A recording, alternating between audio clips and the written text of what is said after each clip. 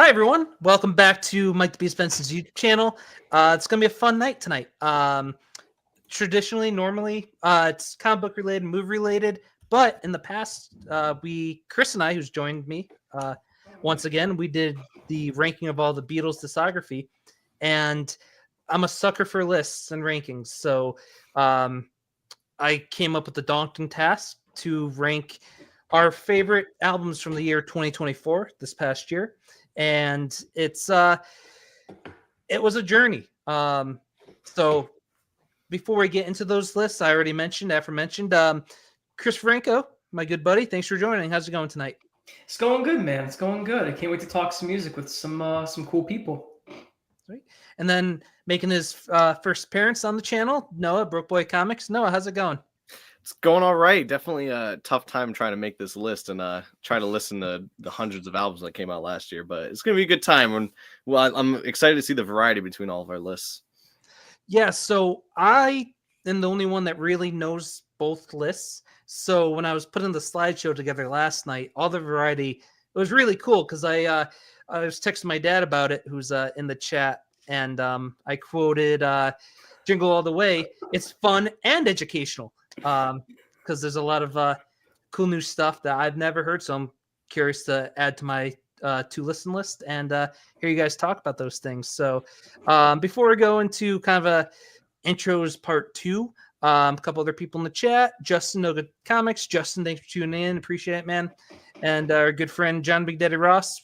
Happy to have you guys in. And throughout this video, as always, with my live videos, put in keep an active chat going. Put your favorite albums you wanted to listen to, what you think of our picks. You know, we love a nice engaging chat, so feel free as this show goes on. But before we go into that slideshow, I said like intros part 2, just so people tuning in know like why are these guys talking about music. So I figured we'd give a quick little backstory intro to our musical taste and interest. Love rock and roll. I've been playing guitar for since I was 12 years old, and so a lot of my interest comes from classic rock bands.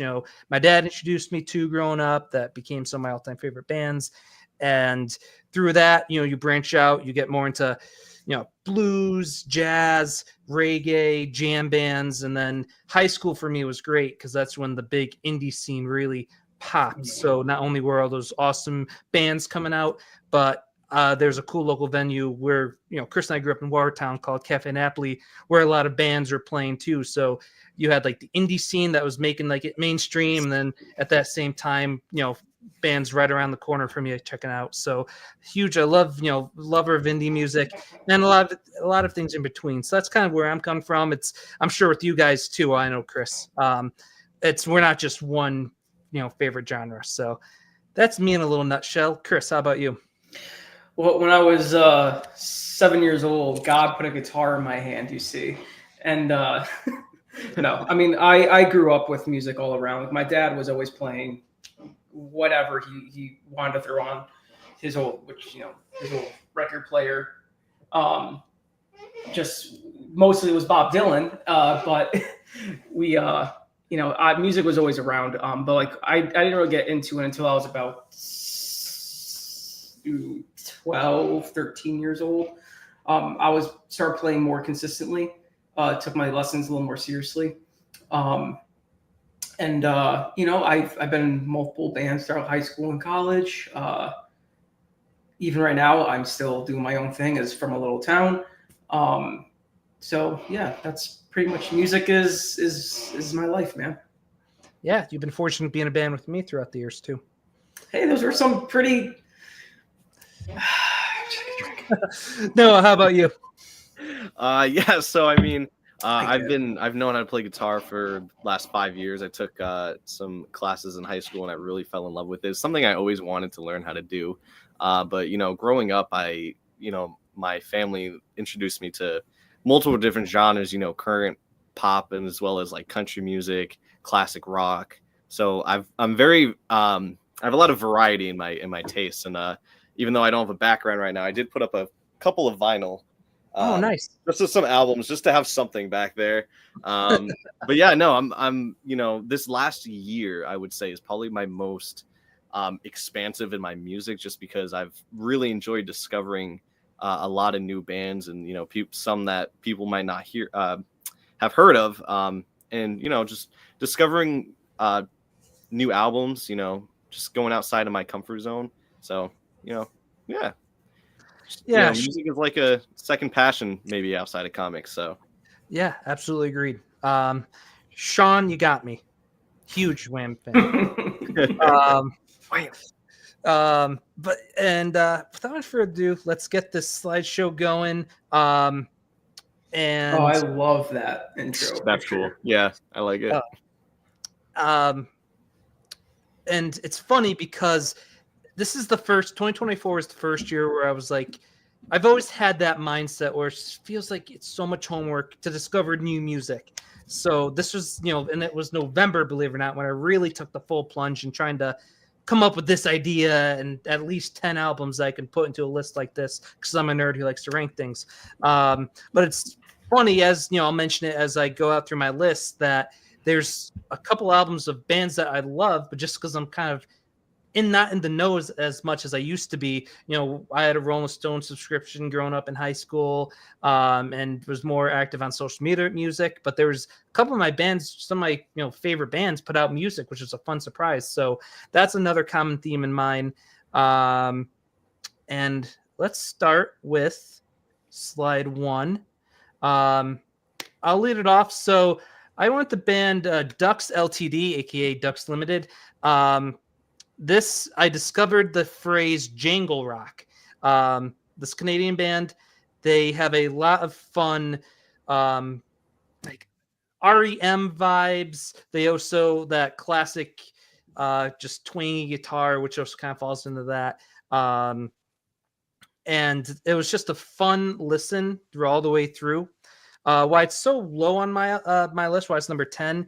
As much as I was happy to discover these guys, was a lot of the songs kind of blend into one another. A lot of those the jangles, if you will, kind of feels like they're going into one song, and it was kind of, there wasn't much of a story through it too, so it was kind of got repetitive halfway through the album. But this was a fun band. I'm happy I discovered them this year, and I definitely wanted to put them on this list. I definitely recommend listening to them if you, once again, you like the Smiths, REM, that like late 80s, early 90s alternative scene. My favorite song from this album was Cathedral City. There's an awesome guitar lick that runs throughout that whole song. So yeah, Out of Harm's Way by Ducks Ltd is my number 10. Chris, how about yours? First thing I want to say, Benson sent me his list like weeks ago. And the one thing I always want to bring up, like I love like every album cover I saw. So like this one stuck out to me the most, and I'm a little upset that I haven't listened to it yet. So I really liked how this one looked. But I want to point out my number 10 and my number 9. I swear to God, they are not like jokes. These two artists put out new stuff this year that I haven't fully listened to in years. Not since college. So my number 10 is a band called Ninja Sex Party. They released a big new remasters of all their old and a bunch of their new stuff throughout the years, called Master Strokes.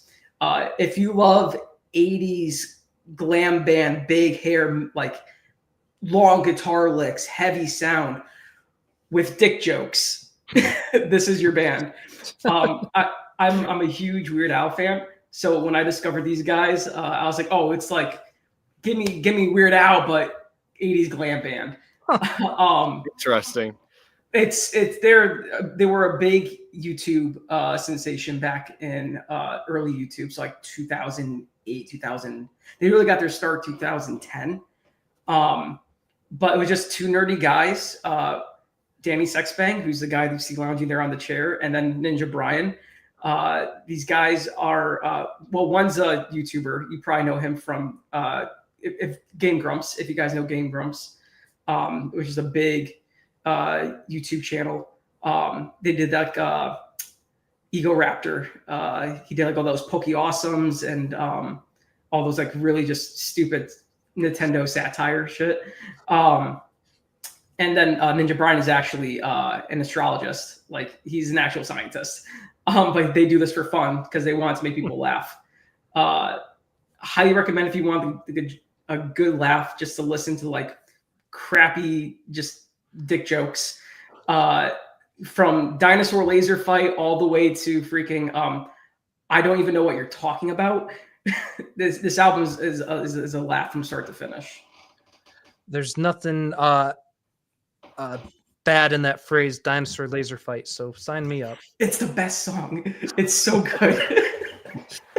No, how about your 10?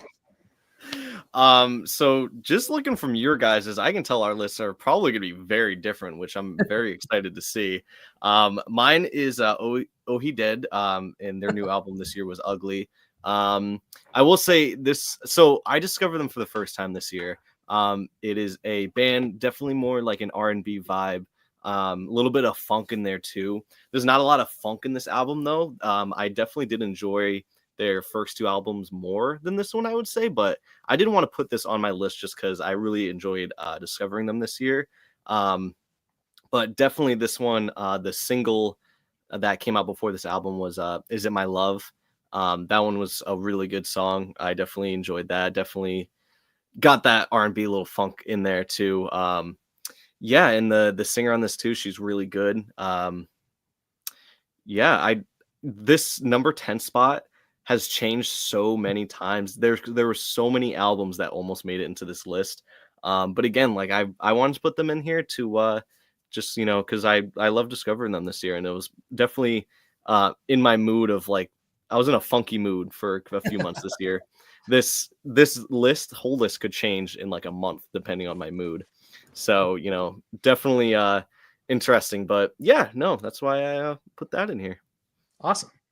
Yeah, that was like the hardest part of like how you were feeling the day of like when you're, especially for me, Right. when I was making up this list. I was like, shit, I really didn't want to put these last two where they are. 'Cause I'm like, I'm in a good mood and these just make me happy. And I'd rather put them at one, but it's like, no, gotta keep up the content for later on.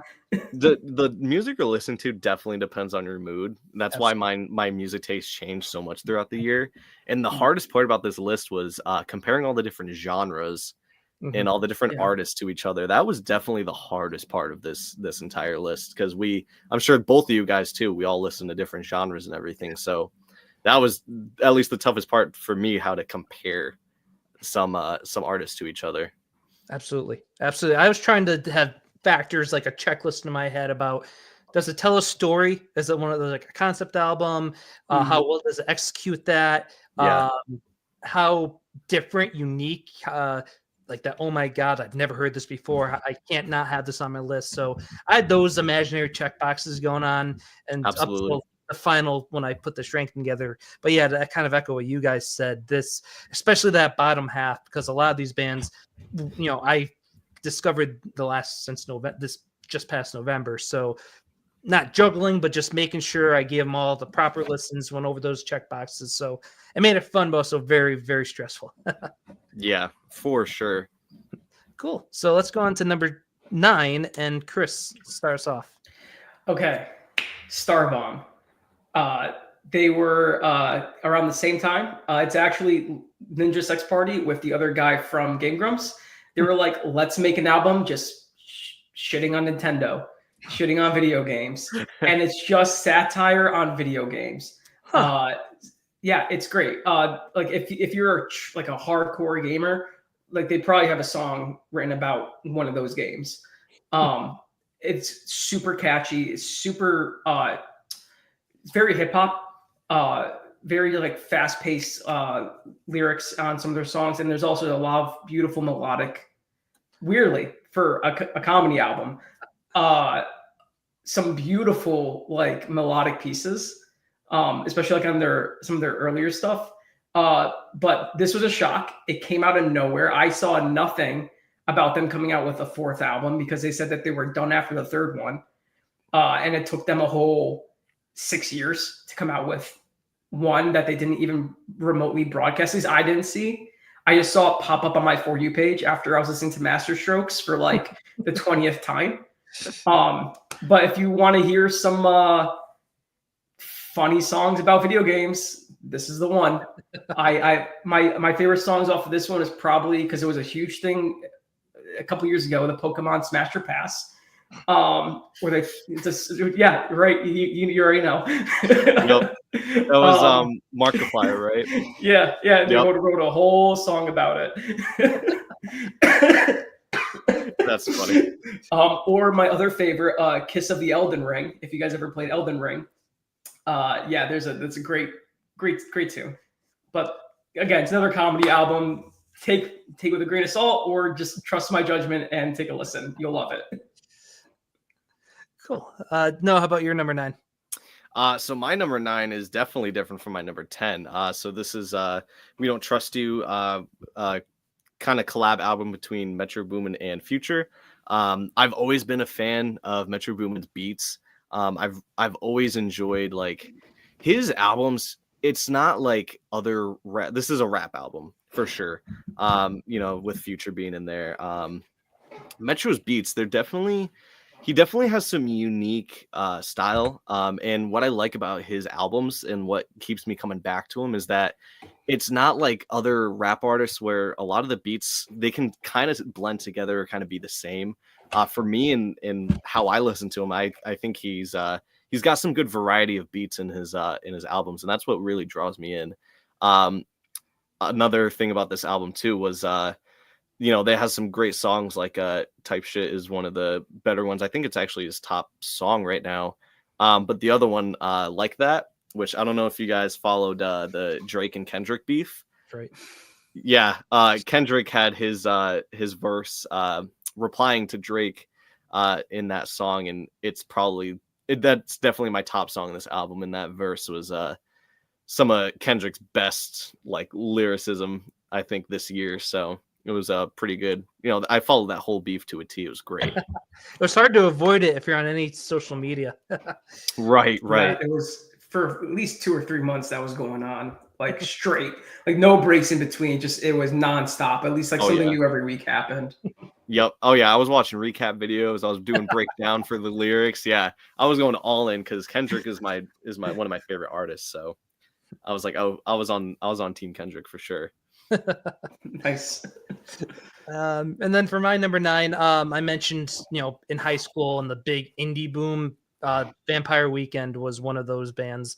And, they've consistently put out like awesome music. They've had some ups and they've had some downs. What I thought was very unique about Only God Was Above Us it is such a blend of genres. And throughout the whole CD, you have their classic indie alternative rock sounds. You hear more strings and use of like classical instruments, like violins, cellos, like harpsichords. So they really focused on that kind of some of the elements mixing with the indie rock. But those, you'll hear like harpsichord. Like, who does that? Not many people do that. And for it to sound as well as it does. They also, my favorite song from the album was The Surfer. We talk about your mood is a big factor in the music you listen to when you listen to it. It is, I've never thought I'd hear a band put out such a chill lo-fi song. If I want to listen to lo-fi, I'll just Google Beatles lo-fi covers and have that on repeat for like 3 hours. But they had this, The Surfer does a really cool, it's lo-fi, you got your jazz, you got a nice consistent beat throughout all of it, and it's a very calming song. The melodicness of the lyrics, just, it's hard not to feel calm after listening to that song. So I went with Vampires Weekend for number 9. That being said, going to number 8, and Noah, what's yours? So mine is Samurai by, and I believe I'm going to say his name right, Lupe Fiasco. This is definitely a lot shorter of an album. It was only 30 minutes. It's borderline an EP, I would say. But I just discovered him this year as well. and he does a really good job with lyricism. You know, this is another kind of it is a rap album. I definitely say it's not as hard as my number 9, or maybe some others on this list, but definitely like a chill. Like my whole list generally, no matter what genre it is, it has a lot of you know, I'm very much a chill music listener, I guess.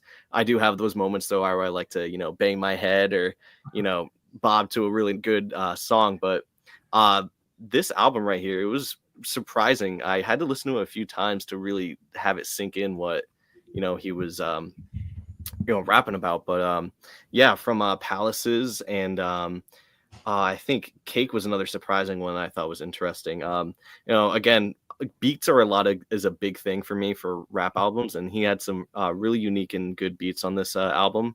And again, just his lyricism, and he's I like being able to hear what they're saying too. Like when the whole mumble rap thing was a big thing, I was not into it because I'm like, I don't know what they're saying. So yeah, this is definitely why that made it on the list too.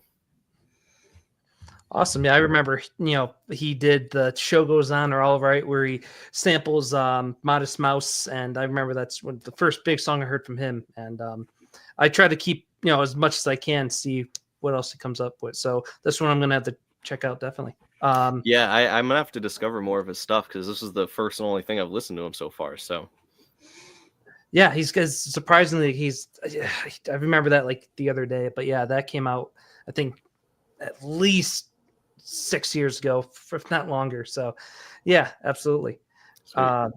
Chris, how about your number 8? Yeah, my number 8. I'm always botch their name. I think it's pronounced Katana. I think that's how you pronounce it. Discovered these guys on my For You page because there was a month where I just listened to nonstop modern baseball. And these are it's a trio of 3 girls from Philadelphia, and they have such a cool like underground basement Midwestern emo punk vibe. They're, in my opinion, they are literally the female versions of modern baseball, and they are edgy. Their guitars rip. They're fast paced and just super energetic, which I look for most of my times in any new albums. Like, all right, what could get me pumped and get me ready for the day? And these guys can definitely do that. Yes, their lyrics are depressing, as most Midwestern emo genre is, because like we got the happy music and we have the sad lyrics to complement them.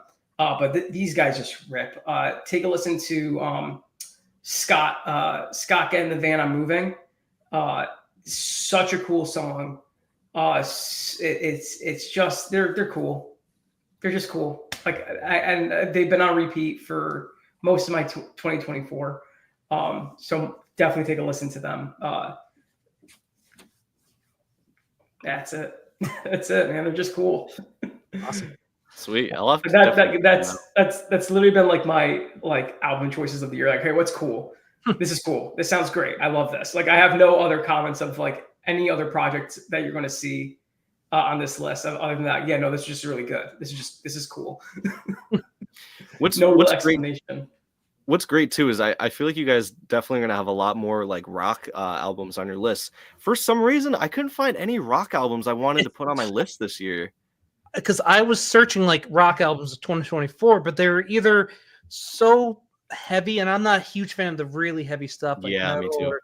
And then like it was a lot of concept experimental, where it's just I appreciate all music. I'm not usually not one to say that band sucks, that music sucks, that genre sucks, but there's just stuff I could not get into. So for rock, I had to get really creative with my searches and use of the For You page, because even that wasn't even lining up. So I'd be like folk 2024, indie 2024, and just really, you know, Frankenstein monstering a list of bands I could check out. But that's funny you bring that up, Noah.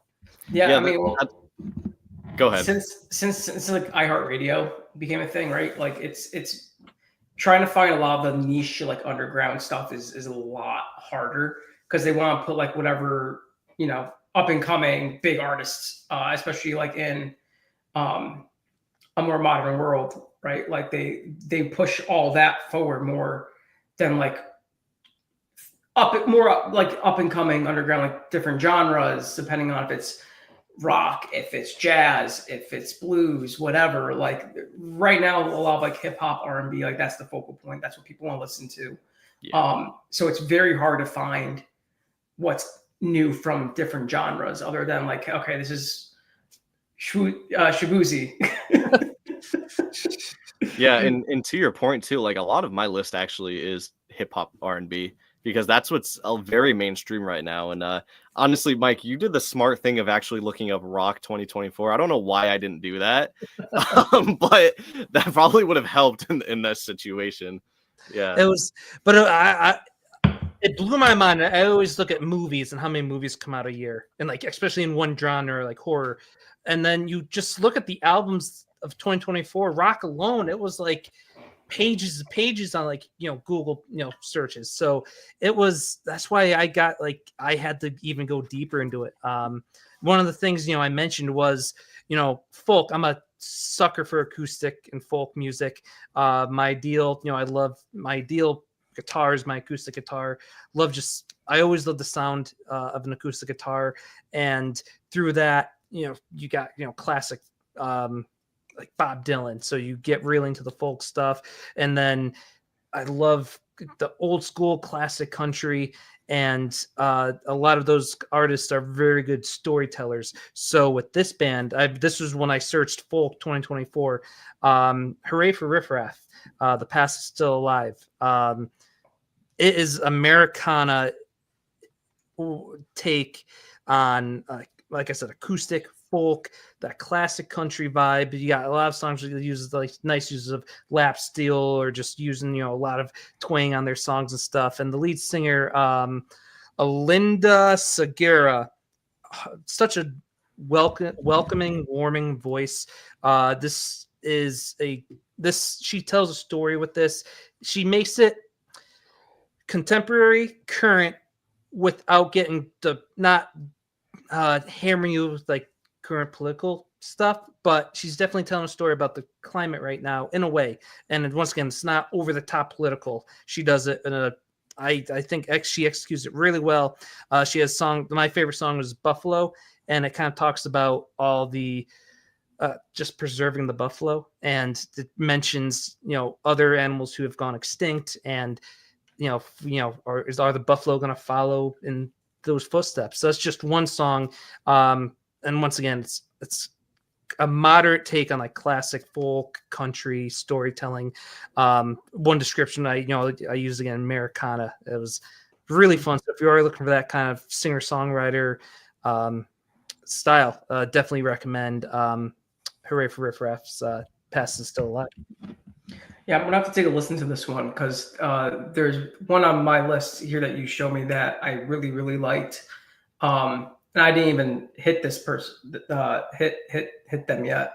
And no, I was gonna say, it turns out it's not only I'm keeping the list of our lists or both of yours.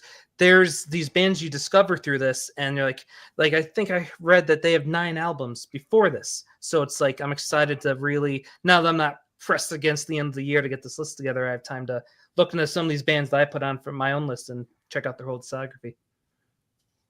Yeah, I love doing that. I love going deep diving into someone's discography when you first discover them.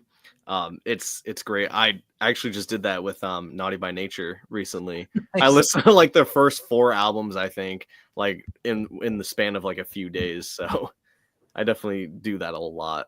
Awesome. So moving right along to number 7. So this was one of those surprises for me. When one of your favorite bands, you find out, I didn't know they put out an album this year. So this is technically an EP, 6 songs. I'm a huge fan of jam bands. Grateful Dead's in my Mount Rushmore of my favorites. And, growing up, my dad, I was fortunate, he took us to a bunch of concerts growing up, and Widespread Panic. I'll never forget their concerts. Long.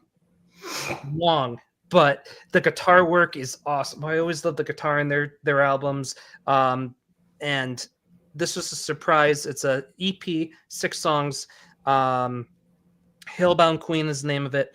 And then if you like jam bands, it's right up your alley. My favorite is King Baby, the intro song. It's just great. If you've never listened to Widespread Panic, it's a great introduction to them. I do also want to point out that they have a cover of Warren Zevon's "Keep Me in Your Heart," which is such a beautiful song, and their take on it is great. Once again, the guitar work in this EP is phenomenal. Great lyrics, and if you don't mind, like a couple 5 to 6 minute songs, it's I definitely recommend it. This was the first surprise on my list for me when I was looking at what came out this year. Benson, wrap my head around this real quick though, like, because you said that if you're okay with 5-6 minute long jam songs, do you feel like a lot of these bands, especially the older jam bands, like lessen their jam times a bit, especially like on their albums? Because like you go back, you listen to like the Allman Brothers, or you go back and listen to like Grateful Dead, like all of their songs, mainly, yeah, they're like a 3-4 minute song, but their jam sessions, even on the records, go for 12-13 minutes. Do you think they lessen their times now in a more modern age because like a lot of people don't want to listen to those longer jam sessions? I could totally see that. Yeah, attention span is not what it used to be. Yeah. Which Yeah, kills me because like I could put on an Allman Brothers song in the car, or like even if it's just like I want to listen to Boston's Foreplay Long Time, right? Like that's an 8-minute long song, and like I'll be in there with my fiance and she'll be like, the song's too long, why don't we just listen to like the instrumental? Like can we just listen to something shorter? I definitely think you do see less of that, and I'm more of a Grateful Dead fan than a Fish fan, so I can't speak much for Fish. And obviously, Grateful Dead, they've haven't been together. Jerry's passing, a couple, so they really haven't put out new music since before Jerry's passing. Bands like Fish, they were always too jammy for me. Like I always thought their albums, for the most part, were pretty listenable, but then like you see how long their shows are, and you watch YouTube videos. It's like the jams for them. It's funny how jams, they each have their own style to them. I always kind of joke, and I do like Fish. Trey Anastasio is great. It's like, okay, move on. But like with the Grateful Dead, at least I always thought they spaced their jams out where you've got Jerry doing a guitar solo, then Bobby doing his guitar solo. You have Phil dropping in a little bass section. So it's like, I always thought the Grateful Deads were more digestible. I know that kind of is a variety. Yeah, I know it's kind of getting away from your original question. So to answer, I do think nowadays you don't get those 12-minute songs unless you see a lot of these concept albums coming out where one side of a CD is 12 minutes. It's one song. But yeah, pardon me. But yeah, I think a lot of them have shortened it because I love Jessica. That's one of my all-time favorite songs. You don't see many bands put a Jessica on their album, So I definitely think they have kind of done, I don't want to say done their best, but you bring a modern ears now, I think they've kind of understand, and a lot of them have gone with that flow, and they save the long jams for those live concerts. Mm-hmm. Yeah, for sure. And yeah, I can't say I've gotten into Grateful Dead yet. I've tried before, just not yet. I'm not quite yet in there, but I will put on the full version of Indigada Devita and I will jam to that entire thing. So there's definitely hope. I definitely got to give them more of a shot and spend some time and actually listen to those guys. American Beauty is their like most well-known album, my favorite album. If you haven't tried that one, that's if you wanted to listen to an album that will give you the full Grateful Dead experience without too much jammy. I definitely recommend American Beauty. Sweet. I mean, if you haven't, like, if you're trying to, if you even do want to try to at least get into some jam bands, like, they always say Led Zeppelin is the gateway for that. Because Led Zeppelin is one of my favorite classic rock bands. So early Pink Floyd. Floyd. Yeah. Yep. If I didn't have a Black Sabbath t-shirt on, it was going to be Pink Floyd, honestly. There you go. So I'm in the gateway. I just haven't fully dipped over yet. Then you got Dave Matthews is in a world of his own, one of my another all-time favorite.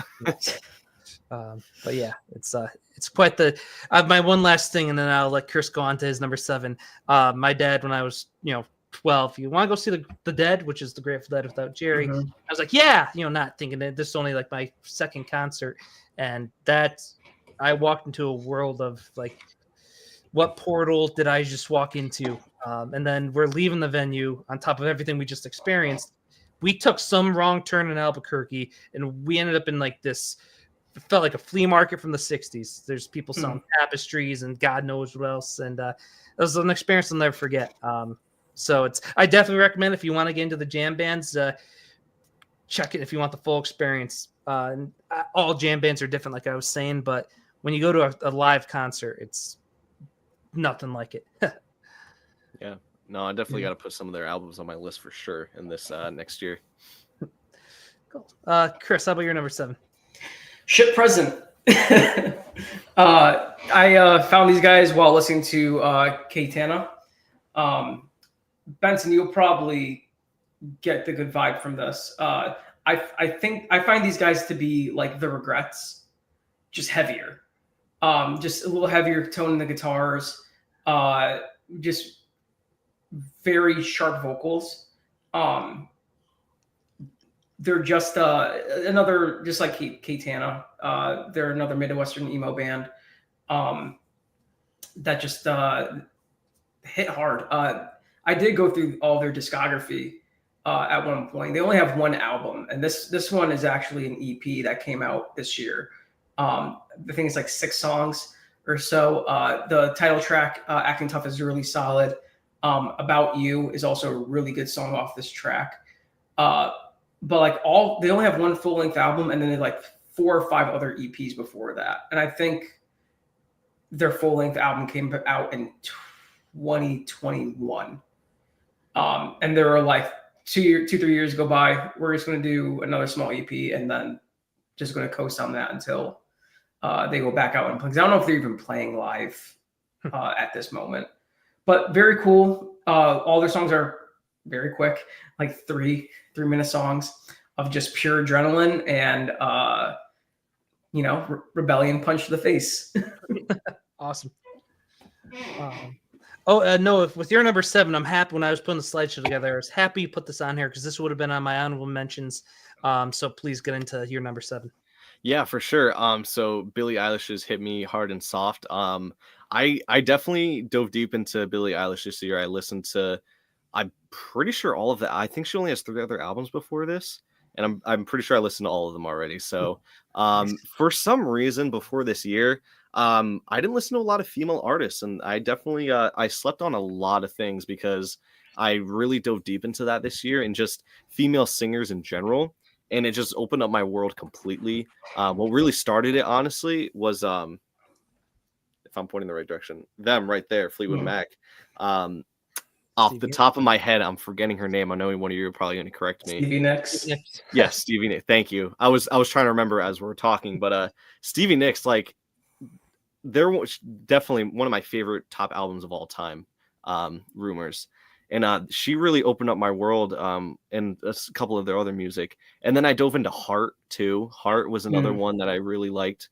And then I started going into all the modern stuff. And again, really just opened up my world. And there's a few albums that almost made the list. But Billie Eilish's new album definitely was, from the beginning when I first heard it, I definitely enjoyed it pretty much all the way through. There's tons of great songs on there from oh wow, I just completely blanked on every single song that's on there. Birds of a Feather, oh god, Lunch is a really good one. But a really big thing for me as far as music goes is emotion that goes into it, and she definitely puts a lot of emotion in this. She definitely talks a lot about, love and a lot of those motifs. So that definitely hit me hard this year with certain things that happened in my life.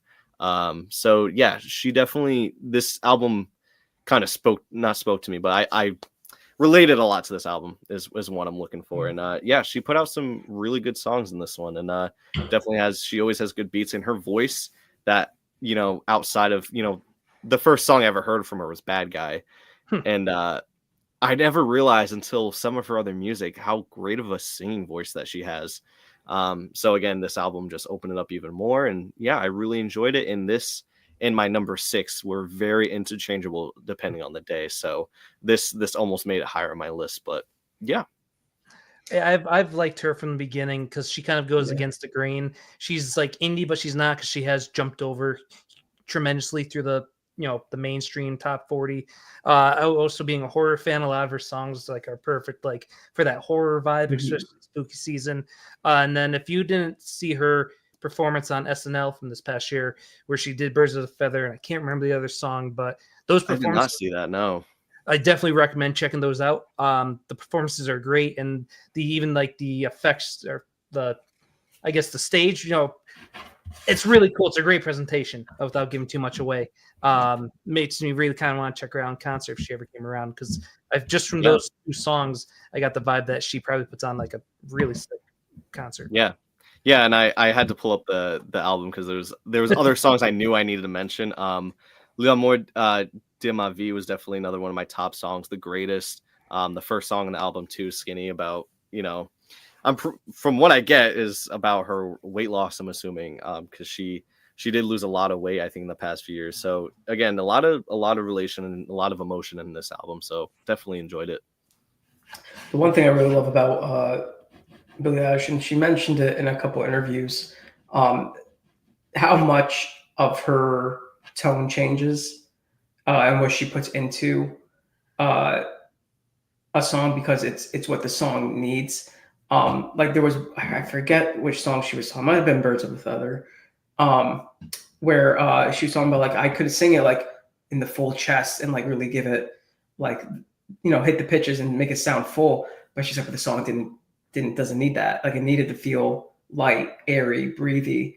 And so she changed like like in the interview, she went back and forth between both just singing within the chest and doing that like through the just like straight here, and then switching to the head voice of it all, which sounds so breathy. And I'm like, wow, she is like as talented as I expected her to be. And like it's not just like marketed. That's what I really love about her. Her work just never feels marketed. No. It always feels natural, and it always feels, first, most of it being in the mainstream, natural. Yeah, for sure. Yeah, and again, like without just on the outside, without really listening to her, I never realized how actually talented she is. So it's amazing, and she's because you think like it's. Most of the work is coming from her brother Phineas, right? Because like he's the one that got her into this whole business in the first place. But it's like, no, they're tag teaming it. They're working on this together, and like she's putting just as much work as Phineas is. Yeah. Cool. Great. Moving on to number 6. Chris, start us off. Okay. Lily Seabird. Mike actually introduced me to her a couple weeks ago, because I'm also such a sucker for the singer-songwriter, just me and a guitar doing some folk songs. And I love it because she kind of reminds me of a Bob Dylan, because she just intertwines with her acoustic and her harmonica playing so well. When I first heard Pretty Flowers, like that's the first 2 songs were great, but then Pretty Flowers came on and I was like, oh yeah, this is giving me some modern day Dylan, or even so maybe more of like a modern day Joni Mitchell. Yes. Like absolutely. I love Joni Mitchell. So this had to be on the list. It was just, it felt like home. Like I was really at home working on things. I put this on in the background. I'm like, wow, this is actually making me feel at ease, especially because like I just moved into a new place. Still didn't know I love the house. Don't get me wrong. It's great, but like it still wasn't my own yet. And like I was working in here in my studio trying to put things together, had this album playing, and a lot of her songs were talking about home and talking about friendship and family. And I'm like, wow, yeah, this really put me in the right headspace. I'd be like, yeah, no, this is my house. This will become my own. So she had to go up there on a little high on my top 10 list. Yeah, I was happy to see that because this, I would have mentioned her in the honorable mentions at the end, so I'm happy she made it on here. It's just like Hooray for Riff Raff. If you guys just want a fun, light, relaxing, acoustic guitar, folky singer-songwriter, definitely recommend her as well. And Noah, I decided to hear you talk about this one because this is someone multiple people have always told me, oh, you gotta check out Marcus King. Yeah, I think you'll dig him. I've multiple people. So, and I do apologize for the album pictures. They cut off the song names or the album names. So yeah, the notes take us away with this one. So something I was gonna ask you about the album picture is, I don't know where you found this, but this that was definitely thrown off because this is not the album cover that I see. I don't know. Again, it definitely does not reflect what this album is about. No. But no, Mood Swings by Marcus King. So I actually got introduced to Marcus King. He actually opened up for Chris Stapleton. And that was the first ever concert I've been to. I've only been to 3, technically. I actually haven't been to a lot of concerts.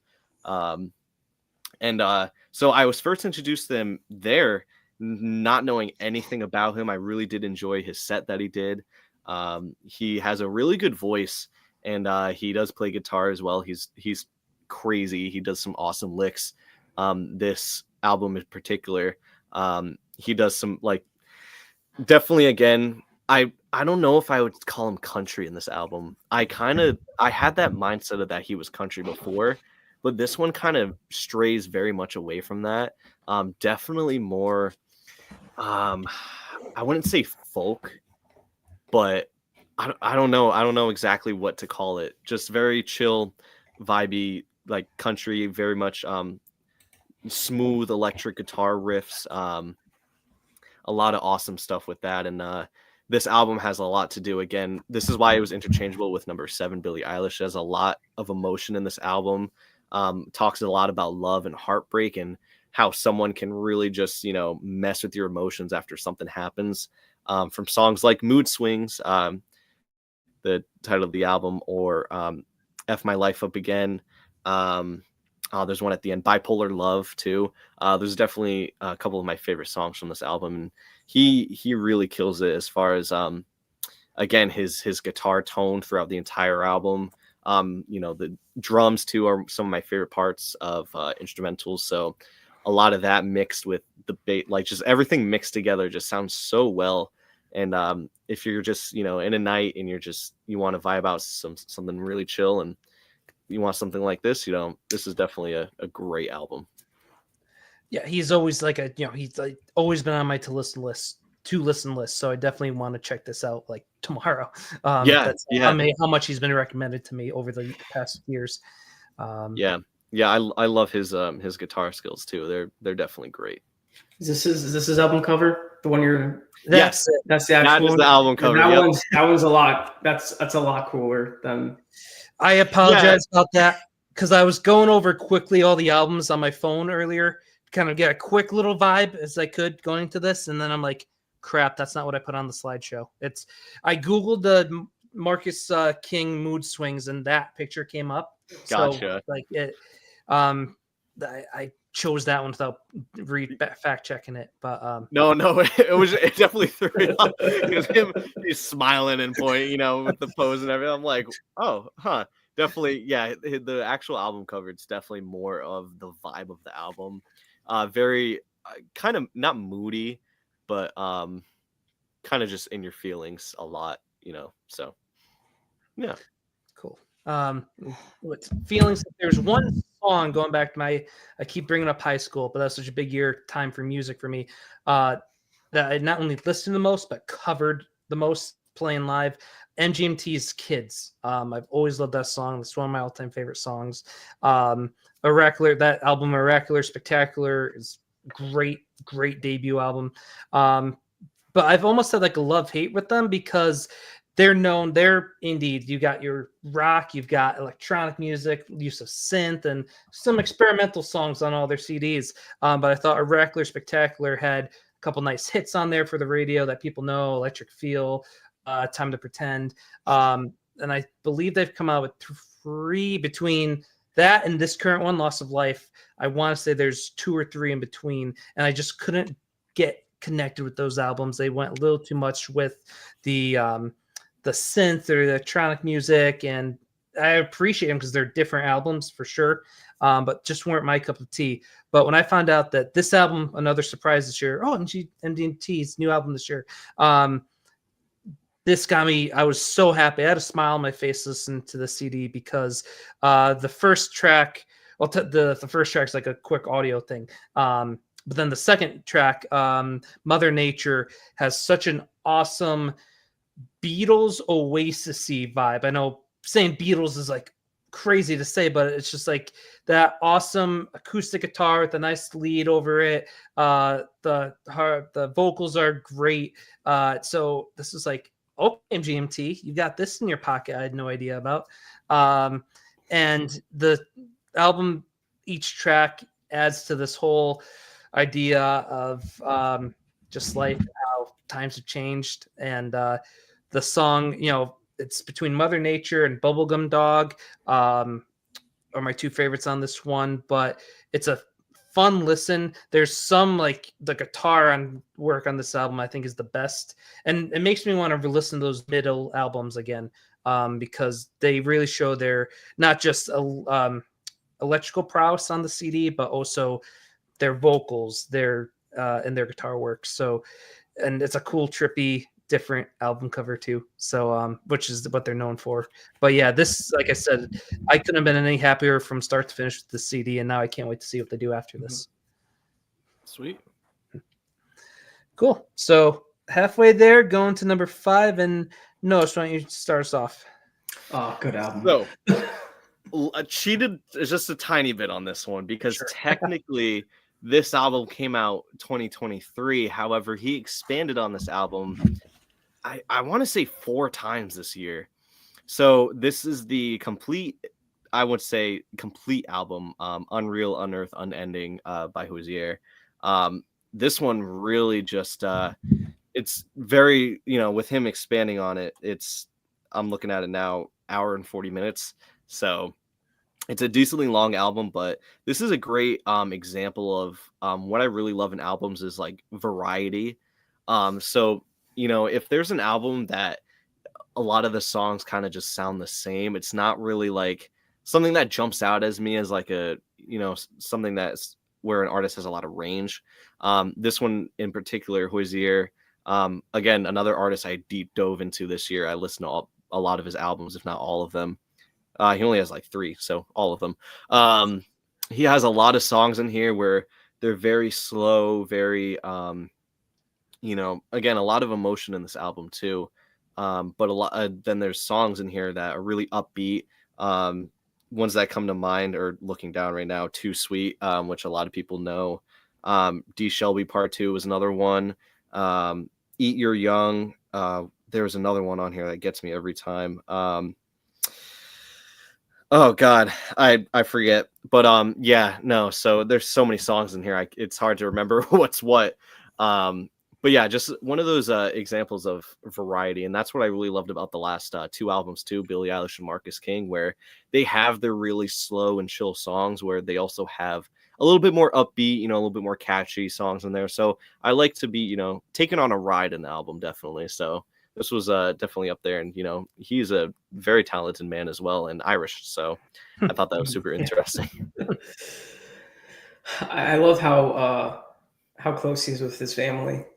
Like every time he goes back home, like he brings his dad up on stage to like play a song with him, or anytime him and his dad's in the audience, they play. D Shelby, Part 2. I think I said that wrong too. It's Selby. I think it's Shelby. I want to Shelby. say. I literally just had it up. Hold on. Yeah. Part 2. You're right. Selby, right? Yeah. Such a good song. It's such a good song. Such a good song. Yeah, I love like pop my head to that every single time. dude, I wasn't the biggest Hosier fan for a while. Like Aileen, my fiance, will play him constantly. But I got into him throughout the years of us being together, and she just plays him. Where I was like, oh yeah, Cherry Wine. That's a very good song. Yeah. And then like, but then like, yeah, Too Sweet was great when this album came out. I was like, yeah, Too Sweet's good, but then, like, I was like, I would rather go back listen to Someone New. Yeah. Like he's got so many good songs. Like the more I delve into him, like, okay, no, the more I like this guy. And it's like the more you realize, like, oh wow, I've been hearing him everywhere, and I didn't even realize it. Yeah. I never got tired. Keep going. No, sorry. No, just really quick. I remember what that song was. Empire Now was another great song in that album. That, again, one of those. I definitely am more drawn to his more upbeat stuff. But his really slow and emotional things too are really, really good too. But go ahead. Oh no, because I was gonna say "Take Me to Church" was one of the songs that was always on and never annoyed me. So I always loved that. I did get annoyed at it after a while, I think. Sure. It was on a ton. It was on so much, but I never realized. I'm like, oh, that's him. I'm like, wow, this is okay. Like, I'm really getting into this now, and I started listening to like all of his music. So, yeah, definitely one of those mainstream, but if you're not into it, you don't really know. That's me now with his song "Too Sweet," because that song's on everywhere. But that doesn't bother me. It's the fact that like one semester, 2 semesters ago, I did a couple of like kind of like variety show stuff one at my campus, and like every person wanted to do a karaoke version of "Too Sweet," and I'm like, okay, but now you're just killing the song, because when I have terrible singers singing the song, and also now it's like it just got in repeat. And like everywhere I went after that, I was like, okay, yep, here's "Too Sweet" again, here's "Too Sweet" again, and it was just like it to me. That was my "Take Me to Church." I can see that for sure. Yeah. Oh, it was consistent. I went with Jelly Roll. So I knew this was going to be on your list, by the way. Country is like, it's a genre that I still continue to try to really deep dive and do a lot. And just, I'll admit it, I heard his name. It's like, oh, is this just your next generic, country singer singing about tractors and stuff like that? With all due respect to that genre of country. Hey, I love country, and I can totally agree with you. That's a lot of stereotypes with that is tractor beer and pickup truck. So yeah, dirt roads. Yeah, exactly. So I first when I first saw who he was, I'm a big wrestling fan. So he was on an episode of Monday Night Raw, and still he didn't sing, and I was just more of that. Oh, it's just this guy's a country guy, they're appealing to top 40, blah, blah, blah. And then he sang he opened SummerSlam, or sang, I forgot if it was opener in the middle this past summer for WWE, a track off this album called Liar, which is, I think, probably one of the radio songs that hit a lot too. And that blew me away. I'm like, whoa, this isn't, drinking on your tractor. So we had a vacation trip to the Poconos, and on the way home, he was on. We ended up listening to his interview on Joe Rogan, where he talks about a lot of this album. This is a 22 track, if not even more, album. 28. So this is 28 songs. That's a long one. But I had no idea about who he was still. So in that interview, for guys who don't know, he's a bigger gentleman, but he's in the process of getting clean with drugs and alcohol and losing weight, and a lot of that process up to the point of the album that went into making the album. So a lot of these songs have that personal connection to him. So despite it being a 28 track album, that's probably why it's as low as 5, but I want to say it's probably the most well-made album on my list, just because the amount of time and effort, and just this is my introduction to him. So this guy can sing, and I wasn't expecting as much variety in this album. You've got country, you've got soul, you've got gospel, you've got like southern rock, twang. There's songs with like, choirs and stuff. So it's a phenomenal album. If you have the time, or even if you do it in chunks, it's a phenomenal album. My favorite's probably the opening number, Winning Streak. It's about him stepping into the AA meeting for the first time. Just you really connect with, you feel, we've talked about a couple other albums on this list. You really feel the soul and what went into this and what these songs mean to him. So this was a real treat listening to, and it's 28 tracks, but it never feels redundant. It never feels nothing feels like it shouldn't be there. And it's such a powerful, it's a bold strategy, Cotton, but he nailed it. It's a really awesome CD. That's awesome. Yeah, I definitely tried to give this a listen to see if it would make it on my list. I couldn't get past I think the first handful of songs. I don't know what it was. I think in the day I just wasn't in the mood for this kind of album. Sure. But I definitely need to give this another try. I know you were talking a lot about this album before when we're just talking about making this video, and he never struck me, just hearing his name, Jelly Roll, and also seeing his appearance. Like I never thought country, definitely, but also Post Malone technically made a whole country album this year too. That's true. So it can be done. Yeah. So I definitely got to give him another listen for sure. He definitely throws me off though whenever he's on like features or something. So I don't know, it's just something I'm not used to yet. Sure. But yeah, I definitely got to try this one out again. It's a fun, and we listen to it after the Joe Rogan interview. So if you have a long road trip coming up, it's a perfect opportunity for it. Chris, how about your number 5? Blink-182 came out with a new album. It was 2023, but they had a part 2 that came out in 2024 for the same album, which was like they had all their B-sides that they didn't know what to do with, so they decided let's do a part 2 of this album. Classic Blink. You have the original lineup with Tom, Mark, and Travis. Almost forgot the drummer's name there for a second. Parker. Travis Parker. Married to a Kardashian. Yep. But it was so cool hearing the 3 guys back in it and just doing what they do best with each other. Saw them live when they came to Connecticut. And man, it was so cool. So cool watching Classic Blink. Like they haven't played together in a few years. And it was just like nothing changed. They were still Classic Blink doing great things on stage, making the same old jokes to each other. And they're still super tight. Their sound has just grown, even that they were apart. It was actually really cool when I saw them live, because you could tell they took a lot of influences from like all their outside projects on this album. But what was really cool is that they actually played an Angels and Airwaves song with Tom, which was Tom's side project after he left Blink-182. So it was really cool to see, like, oh yeah, no, they don't actually hate each other. So far we know they don't actually hate each other. But it was so cool seeing hearing a new album coming out with the original lineup. I actually cried when I saw the music video come out for One More Time.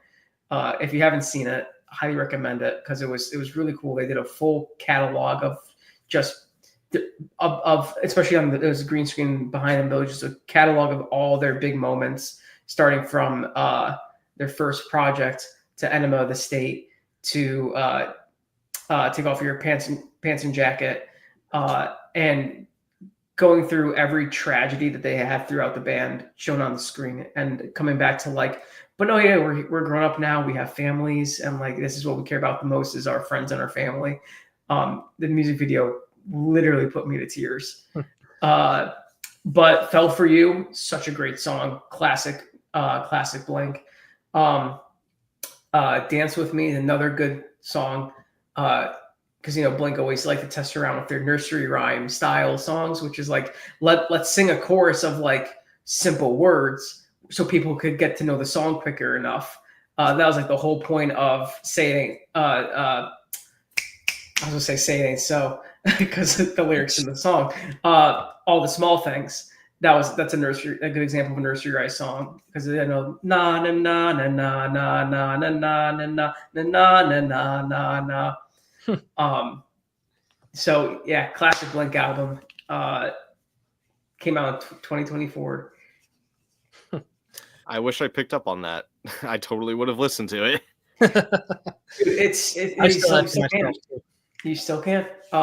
They had an Anthem Part 3, which was really, really good. That starts off the album. And every other song after that is solid. I will say like one or two of their songs that were like came out as their singles. Like, yeah, they were good when they were singles, but they didn't really fit well within the album. But like there's so much more better stuff past that. That's just great. Awesome. So let's go on to number 4. I'll take this one first. This was one of those fun surprises this year. The Umbrellas, Fairweather Friend. This is a fun listen. It's think 90s, once again, kind of that REM. It had the Replacements, so those the late 80s, early 90s, a little bit of like The Cure, not as dark and moody, but a little bit of that essence in there, mixed with like modern, those modern indie bands like Real Estate, Waves, Best Coast. So it's got that cool reverbiness to their album. Great catchy guitar licks. Harmonies are great. It's a man and a woman, because this is a somewhat still new album to me. I forgot to look up the band members, but it's a fun listen. It's quick, where it's different from my number 10 Ducks Ltd, their album. This one did have a little bit more variety to it, where it didn't feel redundant. Each song had a different flavor to it, where it helped the album move right along. It was a very fun, easy listen, especially if you like those like chill early 90s, late 80s with a little bit of that fun mid 2000s indie vibe. So definitely recommend checking out the Umbrellas if any of that piques your interest. Sweet. Yeah, I haven't heard of a lot of people on your guys' list, so this is giving me a ton to listen to, and it's great. Likewise on here. Yeah. Chris, how about yours? Yeah, Bermuda Search Party. They're an up and coming band. They're just a bunch of guys, well, kids, I guess. I mean, they've been at the scene for like 6 years. They were all graduates from Berkeley, coming out of Boston, Massachusetts, and they're just a relaxed ska band. Very poppy, very very energetic. But man, they put on a great show. And their music is amazing. They are coming out with a new album, and they've been kind of showing singles throughout this year. So they have like right now it's kind of like an EP of their new album that's coming out at some point. But off this one, Shiver is a cool little acoustic piece with the lead guitar player and lead singer, and July, the bass player, she is a phenomenal. So if you want to hear a good female voice, Noah, the girl from Bermuda Search Party, her voice is phenomenal. Sweet. I fell in love with it when we heard her sing. My fiance introduced me to them because her and her brother saw them at Soundside. When it was the year that they first did Southside, and I think that's the one that rained out in the beginning. That's right. Yep. Yeah. So they were part of the bands that were supposed to like play early on in the day, but then it rained. That's like the new Gathering of the Vibes, right, in Bridgeport? Yep. Yeah, that's literally what that is. But we got to see them, and I think it was West Hartford. Nice. Last year. Where our friend Will, his band July and the Serotones were playing with these guys in like a small brewery somewhere, and man, it was so cool. They had a little trumpet section with them, like a trumpet and a trombone player, So if you want to get some like a modern day ska, like these guys are it. Awesome. Sweet. Cool. Yeah, wait, Shiver, July, off this album, definitely listen to. But their main song, Willows, is what got them popular. So I highly suggest listening to Willows if you want like an idea of who Bermuda Search Party is. Willows is the song. Sweet. And Aileen just texted me saying Olivia is their newest song, and yes, we are talking about that. And then it's funny with I should have instead of Marcus King, I should have picked an alternate album for this for your next one, Noah, because this is not the Beatles' White Album, correct? No, this is not, and it's not a Starting Over by Chris Stapleton either. And speaking of Chris Stapleton, if he put out an album this year, it totally would have been in my top 3 because I love that man so He's much. phenomenal. I listened to his 2023 album Higher. I think it came out end of 2023, but I listened to it in the beginning of 2024, so I almost put it on here. I was like, oh no, it's technically not 2024, unfortunately. But anyways, this is At a Vista by Childish Gambino, and without realizing it, I did also kind of cheat on this one as well. This is an older album, actually. It's an older concept album, but he re-released it in 2024 and really finished it, polished it up.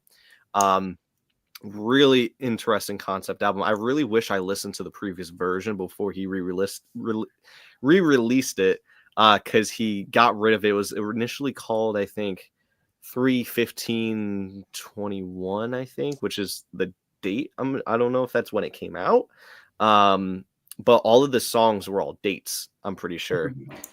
So I didn't get into it yet, but he got rid of it and just re-released it with this At a Vista and all the song titles, all the features on there too. So it would have been cool and interesting to see what it sounded like before he kind of polished it up. But very interesting concept album. I am a big Childish Gambino fan. He's not going by the name anymore. He's just going by Donald Glover now. We'll see what happens with his music now. But yeah, this was definitely not what I was expecting from him with this album. The first few songs, I'm pretty sure first one's Out of Vista. Second one is, I did actually pull it up because I need to remember song names. Algorithm. It was almost like electronic and like not techno, but like a lot of like synth and like, it's just, again, it wasn't something I was expecting.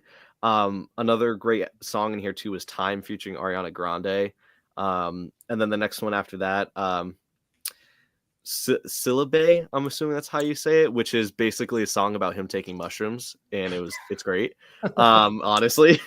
But also like To Be Hunted too is another great kind of upbeat song.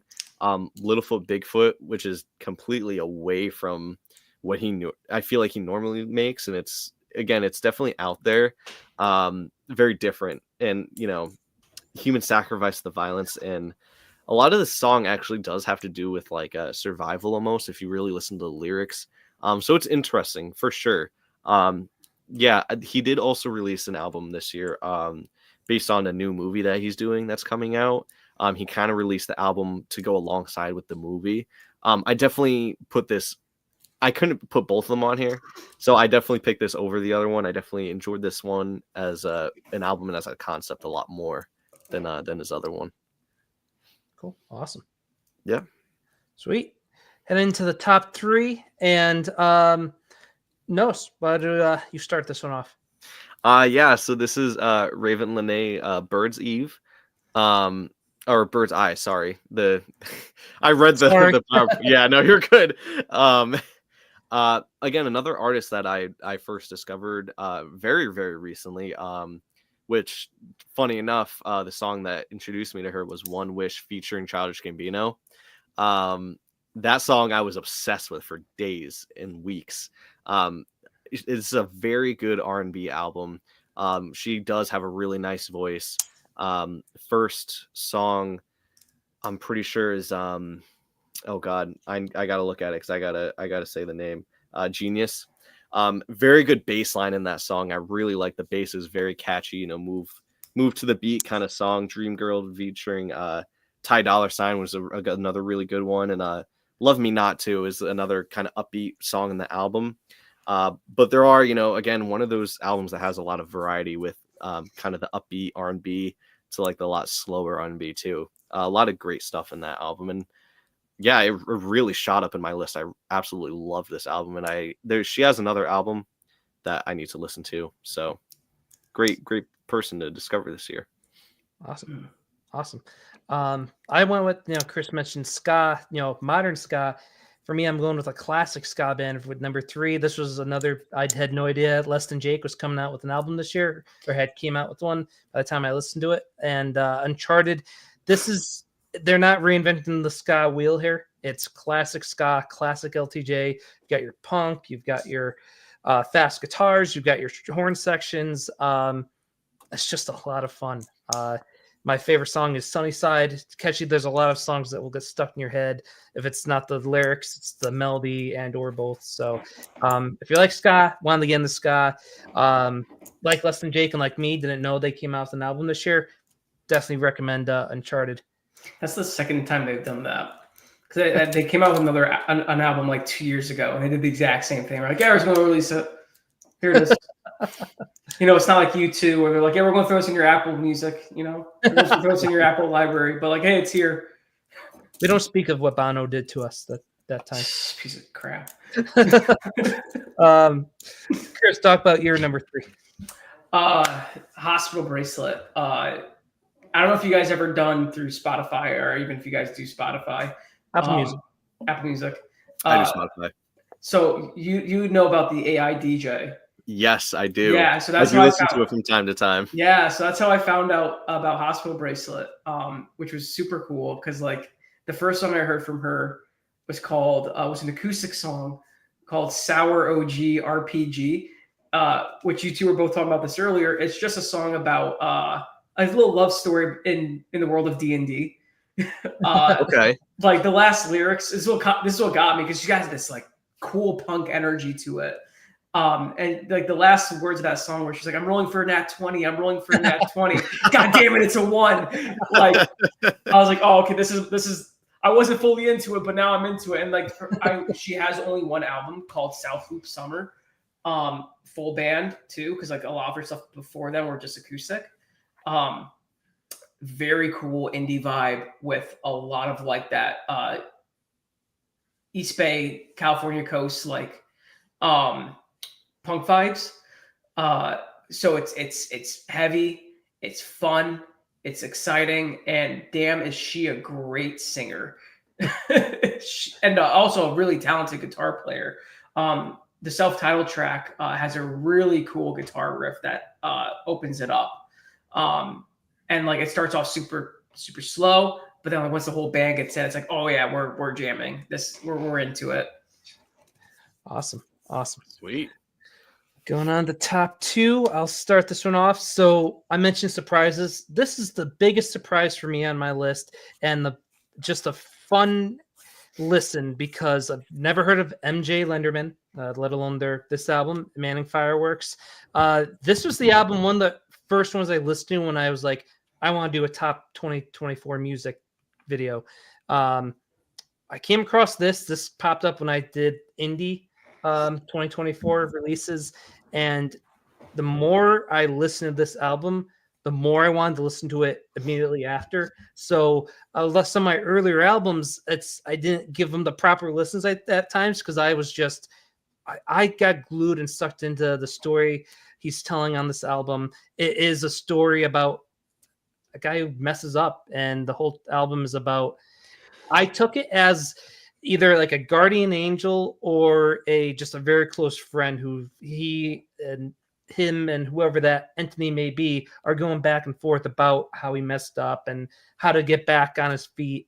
And it's a great mixed variety of Weezer, you've got acoustic, you've got some songs with like a cello, and you've got those awesome folky aspects to it. Once again, this is a story. This is probably maybe with the exception of Jelly Roll, this is like chapter 1 is song 1, and then the final chapter is the last song, and everything is in an awesome canonical story. And as you're listening to this album, you're just rooting for things. You know, he gets low, and you're hoping, you're rooting for him to go. I've never been so invested like a movie or a TV show into an album like this before. And if you watch any of his interviews or live performances, or he did this, it wasn't Tiny Desk, but another NPR YouTube channel. He like almost like storytellers, plays a song, gets interviewed, plays another song. Very interesting person to listen to talk about it.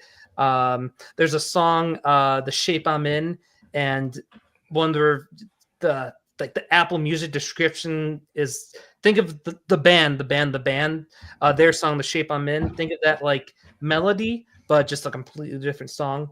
And then he's got a song, Bark at the Moon. So don't think of Ozzy's Bark at the Moon, but think of Warren Zevon's Werewolves of London, just to kind of set the melody of the song. So I kind of liked how the little Apple Music, gave those descriptions, those two songs. And it ends on a weird, like, it's the Bark at the Moon, and the last probably like 2 minutes is just like distortion ringing, which is kind of neat. I didn't see that coming. And then this album has a little bit of everything that I love: acoustic, folk, rock, guitar, songwriting, vocals. It ends on just kind of like a fade out, which is a extended just reverb. So I can't talk more about how much I really enjoyed this album. So I definitely recommend checking out MJ Lenderman Fireworks. No, why don't you go with your number 2? All right. So definitely, again, one of my favorite artists, as you may have saw with the vinyl in the back, Kendrick Lamar's new album, GNX. This was a surprise. I don't think he advertised this album whatsoever. I think, from what I understand, he just dropped it out of nowhere. And wow, what a surprise it was. This man, I feel like, proves time after time how very much of a staple in the hip hop community and world that he is. And he really just, this album took it to a whole other level. It definitely is, in my opinion, a lot better than his last album, Mr. Morale and the Big Steppers. I very much enjoyed this album a lot more than that one. But this one too, like, again, as far as the whole theme of my list with the variety in music, the songs with the feature SZA in them, Luthor and I think Gloria, I think, is the last one of the album. Such good, like, R&B style hip hop songs is so good. Luthor being probably my favorite song in the whole album. But there's other songs in the album that just hit really hard. Obviously, if you hear anything about music right now, the whole thing with was it I think TV Off, where he screams mustard. I'm not going to do it, but again, it just proves like he just knows how to make a great song and a great album. It's definitely not. From what I understand, I don't think there's any story with this one. Whereas Good Kid, Mad City and To Pimp a Butterfly, those albums have great stories that he makes throughout the album, which is what I really loved about him when I first started listening to him. But I mean, he just kills it. I mean, again, I'm very biased because he's one of my favorite artists, but after the whole Drake beef and everything, and in my opinion, he totally won that. He took Drake and just stomped him in the ground, releasing this new album and really just kind of rubbing in his face like how great of a person he is in this community. And he does actually have a lot of connections with the GNX car. I actually learned. And yeah, I mean, he just, I can keep talking for him, so I'm going to stop now. Chris, what band is this? Can you enlighten me? Yeah, this is Yellow Knight. No, this is Green Day's new album, Saviors. They were promoting it all through 2023, and it dropped first thing this year. And man, is it a great album. I'm not saying that because I'm a big Green Day fan. I definitely didn't buy tickets to see them in Philly this year for their 30th anniversary of Dookie and 20th anniversary of American Idiot. Definitely didn't do that this year. But this was for me, it was like it wasn't just classic Green Day. It was like Green Day evolved, right? I was telling Benson when this album came out. I see it as like a continuation of their 2016 record, Revolution Radio, where it was like, yes, it has this like American Idiot vibe to it, but also has a much more mature songs. Billy Joe and I mean Green Day in general, because they all write the songs together, but Billy's the lyricist. Like they know how to put a song together. They know how to captivate an audience within the first few guitar riffs. This album was just, for me, was a breath of fresh air coming into 2024. I think it came out, I think it was January 2024. Very early, yeah, really early. So it was nice to have like something I could come back to and listen to that would kind of snap me back into, especially if I'm in a funk. Like I'll put this album on, and I'm like, okay, I'm out of it. Like this was nice to get my energy back up, to get my all the serotonin's just Grandma, okay, yeah, it's not my savior. Yes, I'm gonna get to work. You got it, Green Day. I got it. I'll keep trucking. But there's a lot of great songs on this album that for me wasn't the ones that came out before the album dropped. My favorite songs off of this one was definitely Corvette Summer, 1981, and both Aileen and I really love Goodnight Adeline. I think that's one of their best rock ballads in a while. Yeah, that song reminded me, it's like 21 Guns, but that didn't get too commercial, and that's still going for the same thing, but didn't blow up like it did. And I think that's a perfect transition into our number ones. I'll lead this off. I'll just say Chris and I are both huge Green Day fans. As you can see, 1, 2. We've both been. Again, I wish I knew that this band also put out an album this year, because they might have been on my list too if I had realized that. Chris and I, the bands we've been in, we've always picked a Green Day song on the cover in all our shows, or most of them. So for both of us, they always hit home. And this was the one album I knew that was coming out in 2024, and it was like, it was so that dropped so early in the year, and like Echo, like you said, I could always go back to this if I just couldn't listen to a new album. I wanted to listen to something. I know I had to drive home from work. I knew how long. I was like, I'm going to listen to the first whatever tracks of Saviors. And it brings back classic Green Day, where, American Idiot, 21st Century Breakdown, the whole story turned into, Broadway, which is great, and love both those albums.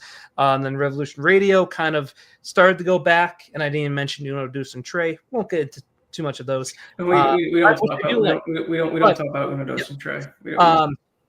So there was Savers. I think this echoed, the Revolutionary Radio, but even brought it closer back to classic Green Day. The American Dream is Killing Me, off the first track is such a classic opening Green Day track. And then my favorite song is Dilemma.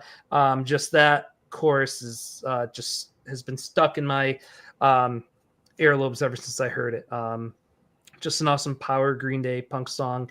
And yeah, without gushing over it too much, this was my favorite of the year. Love Green Day. Can't wait to see what they come out with next. I love the album cover because it reminds me of the Malcolm in the Middle intro when Francis is in front of the car that's on fire. So it kind of somewhat reminds me of that a little bit too. So that's mine.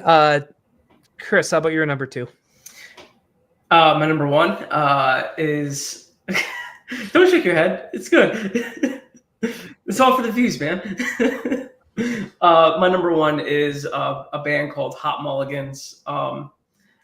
I through passing on I finished my Green Day album, and I'm just skimming through whatever's playing after that. One of their songs always popped up, And I was never like the time of day, like, yeah, it's okay. It's just another Midwestern emo band, and I don't care. Until I heard their song Backyard, and I fell in love with these guys. This whole album, You'll Be Fine, is just one hit after another. I kind of thought it was kind of like a concept album.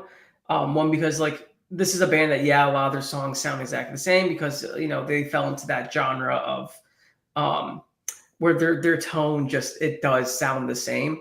But like I thought this album was more like a concept album because like a lot of the songs lyrically intertwine with one another in a way like it was telling a story from start to finish.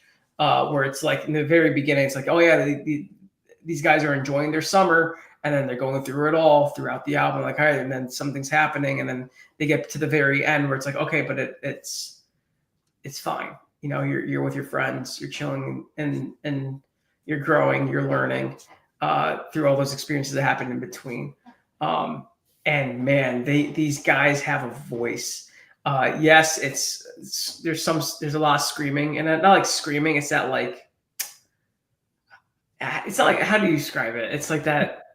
It's that Midwestern emo scream, you know. It's like they're not screaming like in screamo music, but it's like they got some rasp going, and it's pretty loud.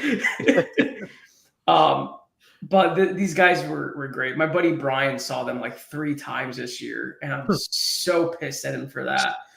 Because you know, every time he'd go, it's because they're just randomly doing a show at one of the theaters in Philly. So he's like, yeah, I'm 5 minutes away from this one. I'm going to see them tonight. I'm like, fuck you. That's fine, whatever. But yeah, this album has been like the anthem of my 2024. Just any song you pick from that is great. Equip Sunglasses is awesome. OG Skyline is great. Backyard is literally my favorite song by them ever. And they have an acoustic version that's also phenomenal of that song. That's all I got. Awesome, and take I some think I've note. heard of Hot Mulligan before, and I don't think I've ever listened to anything by him. So, Dude, just from a passing quick, I'm like, oh yeah, I'll listen to this one song. And I'm like, oh my God, they're my new favorite fucking thing. yeah, that's what I love about Spotify is when you're done listening to an album, like they'll have kind of recommendations afterwards. That's how I discover a lot of things. So I definitely props to Spotify for that, for introducing me to new people. But so my album, my number one for this entire year is Chromacopia by Tyler, the Creator. Again, definitely very biased with this one. He's again one of my favorite artists. Pretty much of late, of after the 2000s, I would probably say. I love a lot of his music. He is a very unique hip hop artist. Does some R&B as well.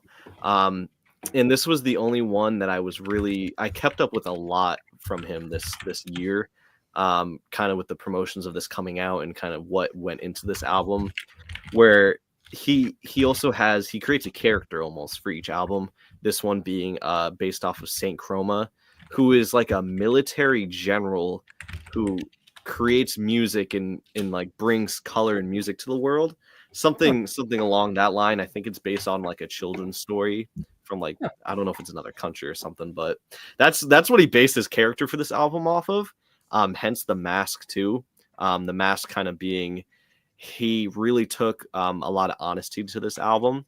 And whereas he even said in like online how he felt like in order to say some of the things he wanted to in this album, he had to put a mask on in order to kind of hide his face and really talk about some of the things. Paranoid going into Darling I, definitely my top songs from this album. Darling I being probably one of my favorite. He actually talks about constantly falling in love, and actually I don't know if he's poly. He talks about being polyamorous in that song. I know he's bi, but yeah, so definitely interesting. And there's also, just kind of a fun anthem of Sticky featuring a few other hip hop artists, which is just a really fun song just to throw in there. And there's a song called Take Your Mask Off, where it's almost like a point in the album where he really just, physically like takes his mask off, and goes into a lot of other things towards the end of the album. There's a whole song about a conversation. I mean, it being just him singing, but a conversation between him and a woman that he had gotten pregnant. There's like a whole like conversation song. It's just really beautiful album, and a lot of, again, emotion in this. Just a lot of decent amount of relatable things. And this was the only album I can ever think of where as soon as it was released, I listened to it about 6 times the same day, all in a row. Yeah. Like I fell in love with this album the first time I heard it, and I couldn't stop listening to it. So that is definitely why I made my number 1. So That's awesome. It seems like we had that same kind of thing with our number ones too. We couldn't get enough of it. So I love how this all came together. And that's our top 10 of 2024, gentlemen. Yeah. That was really, thank you for partaking in it with me. That's, it is quite the undertaking. I was just, we're going a little longer. I should stop saying I think we can finish a video at X time in X amount of time, because you get me going on jam bands and that's half the video. So I know you guys talking about our favorite artists albums. I figured just take a couple minutes to go over. If you have one that, an honorable mention, or a couple quick, if you wanted to throw out there, if you wanted to throw on one or two honorable mentions. Yeah. So I had, again, I think I said earlier, like I had tons of albums that very much almost made it into my list. Eminem's new album almost made it in there. And that's right. Huh. Did you almost put it on your list? I never finished it because I forgot. I remember like Houdini was out and I started listening, and I, for whatever reason, never went back to it. Yeah, that is actually a really cool album with like almost a story to it, whereas like Slim Shady is back and like makes him say all these terrible things. And then it's like him putting an end to it almost. And then like towards the end of the album, he really like not apologizes, but is more real, I guess. But I think the reason I didn't put it on it is because he talks a lot of shit about Christopher Reeve. And I know you being I know you being a big Superman fan. I guess there was beef between them like a really long time ago. I never realized that until this album. I was like, why is he shitting so much on Christopher Reeve? And with his whole documentary that came out, I'm like, let me not put this might be controversial. Let me not put that on there. Another one being Ohio Players by the Black Keys. Probably the closest, it's not rock, but the closest to that might have made it on my list. And King of the Mischievous South by Denzel Curry, someone who I also started listening to this year. It's very similar to Future and Metro Boomin's album, where it's definitely like a rap album. But I haven't really been in that mood pretty much the past year. So it didn't overcome what a lot of these other albums on my list did. So a lot of indie stuff too I listened to this year, but didn't quite make it. Gotcha. I'll a couple quick. I did listen to Paramore's new album. This was for many reasons, controversial album. New lead singer after the sadly passing of Chris Cornell. I know his family wasn't happy about it. And then you look into the background of the new lead singer. All that aside, and I'm not really into a lot of the heavy, fast stuff, but I think she has a phenomenal voice. And there were a couple songs I actually did enjoy. Probably my, Heavy as the Crown stuck out a lot. And then I want to mention the movie it's associated with, Joker 2 Folie à Deux, probably my least favorite movie of the year. Lady Gaga put out an album, Harlequin, and all the songs in that she did on this album she covered, just her. And there's some really good stuff on here. When the Saints Go Marching, she does a phenomenal job.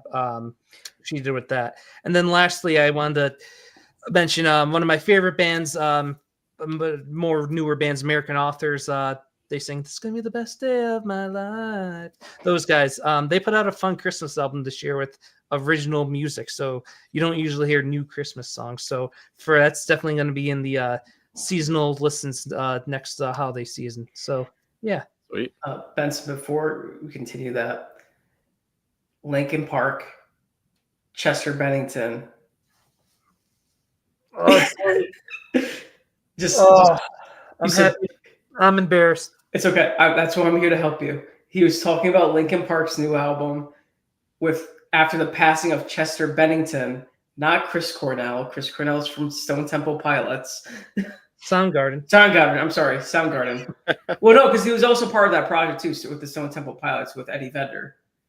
That was Temple of a Dog. That's Temple of a Dog.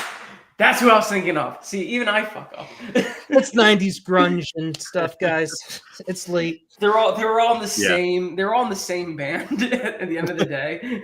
Thank you for calling me out, though. Hey, listen, man. I'm here to help you in any sense of the way. I don't have like a lot of honorable mentions of this year. I mean, I could give you some people you can listen to for sure. One of my favorite bands of all time as of now, I Fight Dragons, which is a bunch of nerds doing rock and roll music. And I got introduced from them from my mentor, Brian Kelly, who is also in a band called Talking to Walls. Please listen to them. They are phenomenal. In the works of doing a new album, which he told me not to tell anybody yet. But I am anyways. I Fight Dragons is basically what I call Nintendo core, which is rock and roll music with the 16-bit synthesizers. So like video game synths. And these guys are basically all American rejects with that idea on top of it. They're cool. They're fast paced. They're awesome. They have 2 concept albums, which are really good. And besides them, hey, Weird Al came out with 2 new songs. you have Polkamania, which is a big mash of all the pop hits of 2024. And then he did a New Year's song with Jimmy Fallon, which was okay. But Polkamania is solid. Did you hear Weird Al over Jimmy Fallon's laughing? Sorry. I mean, yeah. Yeah. But guys, thank you for joining. Thank you for everyone who tuned in. Feel free, in the comments if you're watching on the rewind or after the fact, put your favorite albums, because as you could tell, we each, have so much that we now have to listen to and discovered so much this year. So I'm always open.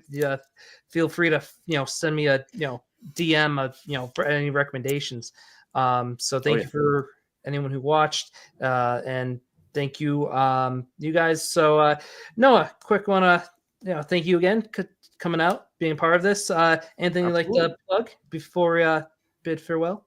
Anything I want to plug? I mean, the best thing I had going on is as of late was this live stream. So I was super excited for this. I do have a new video in the works. I've been struggling to actually get around to recording it all week, but should be out soon, wrapping up the last few months of 2024 that I haven't shown yet. So, and then we'll be in the groove, and then we got some stuff coming up as far as cons. So I think Three Men may or may not be announcing something soon. So we'll have to stay tuned for tomorrow's live stream for those of you who may join. Just can't wait for all the fun conventions this year and getting to hang out with the community. So Gonna be a good time. Yeah. Oh yeah. Chris, I know you always got something you'd like to plug. So thank you for joining us. And what would you like to talk about? Yeah, my project from a little town just came out with a new album this year called I'll Be Fine. You could listen to this on any streaming platform, but I also have physical CDs. If you like the information, just message the Beast to message me, or you can follow me on any of my socials and direct message me there for if you guys want a copy. Still got a lot going on. Currently working on, I always tell myself this, like after I do a project, like, I'm going to take a break. I'm going to be done for a bit. No, I'm currently working on another project with like a bunch of basically taking a lot of my popular hits and going all acoustic.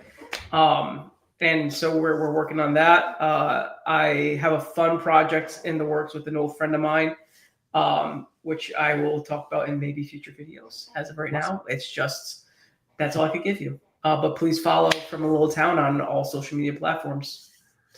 Awesome. And Awesome. yeah, for me, I'd like to, staying in the theme of the 2024, there's been talks of doing a top our favorite movies of 2024. So stay tuned for that. And since this is a music themed episode, I kick myself if I didn't mention over a year ago I did put out an album, Napoli. It's a bunch of songs, or all the songs I've ever wrote, along with the help of very talented musicians. Buddy Ed, Colin helped out, Dan George. And Chris helped out with the leads and some vocals on that as well. So that's available literally everywhere. Ed, who also produced it, use this app, and it's on LimeWire's, I guess, still a thing, and you can listen to my album on It is. So is Napster. Yahoo Japan, odd, but so that's there. Feel free, and then once again, thank you guys. This is always, like I said, it always goes longer than I say. Thank you for making the Hall to Mordor with me through this video. Thank you for everyone who tuned in, who will be watching on Rewind. That being said, take it easy, everyone. Rock on. And the awkward ending and stream, and we